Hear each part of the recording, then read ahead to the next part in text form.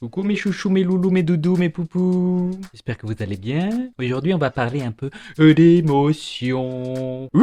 Mais en fait, émotion, ce serait plutôt là, dans le petit peton. Et oui, il paraît que c'est le centre des émotions. Mais c'est quoi une émotion? Dis-moi, tata coach, je sais pas moi exactement. Je confonds toujours émotion, sentiment.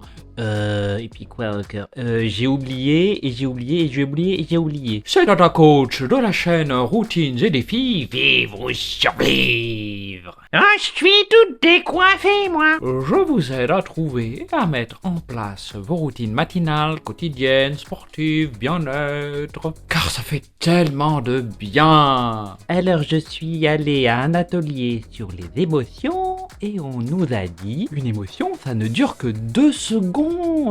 Mais c'est incroyable ça.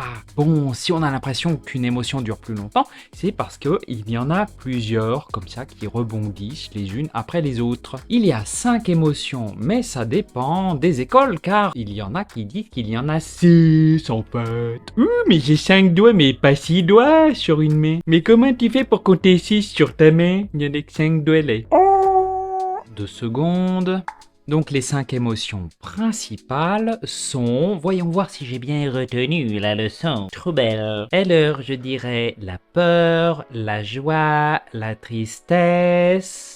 je suis bloqué là. Le dégoût et la colère. Et en bonus, nous avons la surprise. D'ailleurs, vous avez vu comme je suis belle. Nouveau make-up, nouvelle perruque, nouveau costume strassé par moi-même. La surprise. Tu es toute décoiffée, moi. Oh, ça tient pas bien, ça. Globalement, le centre des émotions, c'est dans le ventre, et les émotions sont un signal que le corps nous envoie à la tête pour nous dire attention. Par exemple, la peur, il y a un danger. La tristesse, le dégoût, la colère, ça voudrait dire, il y a quelque chose qui va pas là. Il fallait réfléchir à trouver une solution, ouais. Trop belle. Et aussi faire quelque chose quand même. Si tu te poses la question, l'amour n'est pas une émotion, c'est un sentiment. Un sentiment, c'est quelque chose qui dure dans la durée, longtemps. Un jour, par exemple, 5 mois, plusieurs années. Mais alors là, il faut le faire pour rester amoureuse pour plusieurs années. Oh, Carmito, je suis toute décoiffée. Alors, ne pas confondre les émotions et les sentiments, c'est pas pareil. Par exemple, quand on a une émotion désagréable, on commence à cogiter, avoir des idées noires, négatives, ce qui entraîne un comportement. Par exemple, des addictions, je sais pas moi. Ou alors s'engueuler avec quelqu'un. Ah, mais j'aime vraiment trop mon make-up. Trop belle. Bon, faut que je me reconcentre un petit peu. Moi, faire la clownesse, j'oublie le fil de l'histoire. Oh, Carmito. Faut dire que si j'avais un script, ce serait plus simple pour faire ma vidéo. Mais là, je pars dans tous les sens.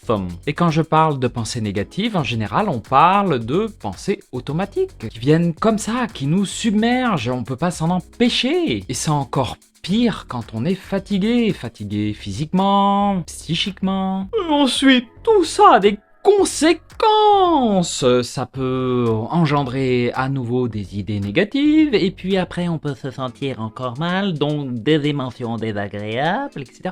C'est un cercle vicieux comme on dit. Moi je n'aime pas dire ce mot vicieux avec le cercle. Donc on résume, émotions 2 secondes, dans le ventre, 5 émotions principales, une 6e, la peur, la colère, la tristesse, la joie et le dégoût, puis la dernière, la surprise.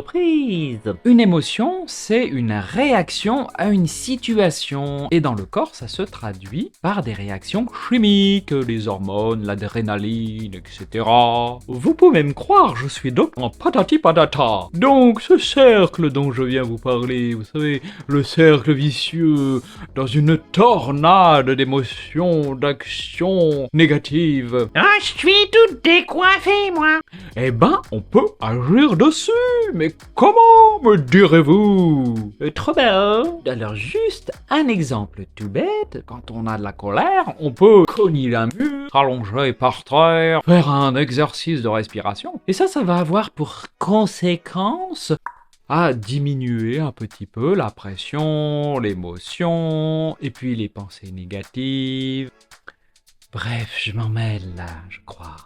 On peut intervenir là-dessus en agissant d'une autre façon, mais aussi au niveau des pensées. Donc, en ayant des pensées négatives, on peut, par exemple, pour chaque pensée négative, trouver quelque chose de positif pour contrebalancer tout ça. Donc, j'avoue que c'est pas facile tout ça, des fois, de se mettre à la méditation, alors que on est raplapla ou on est en colère et on n'a pas l'idée de le faire, on oublie tout ce qui peut être bon pour soi. On est complètement pris dedans, piégé. Par exemple, quand on déprime, évidemment, c'est pas facile de trouver le côté positif des choses, vous comprenez ce que je veux dire? Surtout si vous êtes déprimé. Alors ça peut être bien de se faire aider par un professionnel de santé, de déballer son sac, prendre du recul, avoir un autre point de vue avec des amis, par exemple, histoire d'avoir un petit coup de pouce. Maintenant, quand j'ai des pensées qui tournent dans ma tête, je me dis, ouhou, il y a quelque chose qui se passe là. Qu'est-ce que je ressens? Mais aussi quand je ressens quelque chose de mon corps, comme une boule à la gorge ou dans le ventre, la poitrine oppressée. Là aussi, c'est un signal à prendre en compte. Mais qu'est-ce qui se passe en moi? Qu'est-ce que je suis en train de vivre? D'où ça vient?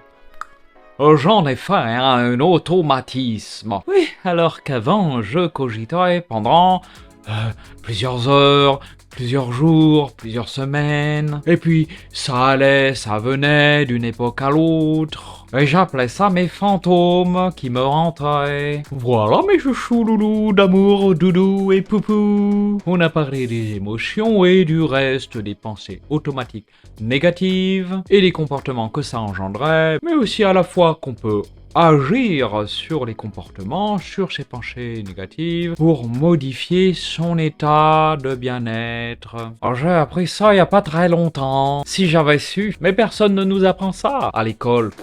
Rien. Les parents non plus, rien.